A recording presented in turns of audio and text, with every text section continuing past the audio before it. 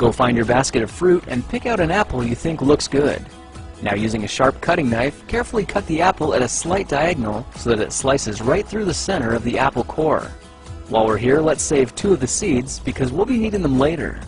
Now that we've got our 2 halves, let's take the side that still has the bottom attached and place it face down on a cutting board. We'll need to place 2 butter knives perpendicular with the top and bottom of the apple. Now we can carefully cut down along one side of the apple core until the knife bottoms out on our makeshift spacers, then use the spacers as a guide to gently cut in from the side. When the 2 cuts meet, you'll have an apple wedge that pops right out. And while we're here, let's cut a piece from the other side the same way.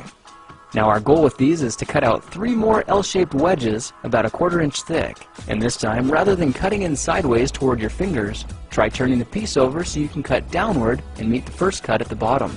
Now with a little wiggle, a new apple wedge should break free. If you repeat the process 2 more times, then stagger the pieces back together, the effect is a beautifully layered wing. Now just cut the other piece the same way, and your swan's body should look like this. To make a place for the head, all we need to do is carefully cut into the front of the body and gently lift the pieces out to reveal a clean and fairly deep groove. At this point, we can go ahead and grab the other half of the apple and place it between the butter knives like before. But this time, we're just going to use them as spacers to cut an even slice off the bottom. You can see that repeating this process 3 or 4 times gives us a nice variety of shapes and sizes.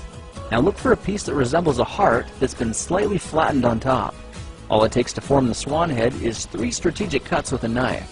I made 1 angled cut to form the head, a horizontal cut to form the neck, and 1 slanted cut at the bottom for the base. Now you should be able to see how this is coming together. And to clean it up a bit, just use your knife to round off the sharp edges. All that's left now is to place the apple seeds where you think the eyes should go, then use the side of a butter knife to press them firmly into position. When both eyes look good, simply drop the neck into place, and you're done. You've just created a beautiful and decorative apple swan. I spritzed mine with a bit of lemon juice to help prevent it from turning brown, then put it on display to show off for our dinner guests later that night. If you try using different apples, you'll get a nice contrast of colors, and every bird will look a little bit different. Well, now you know how to take any ordinary apple and turn it into a decorative and edible apple swan. If you like this project, perhaps you'll like some of my others. Check them out at thekingofrandom.com.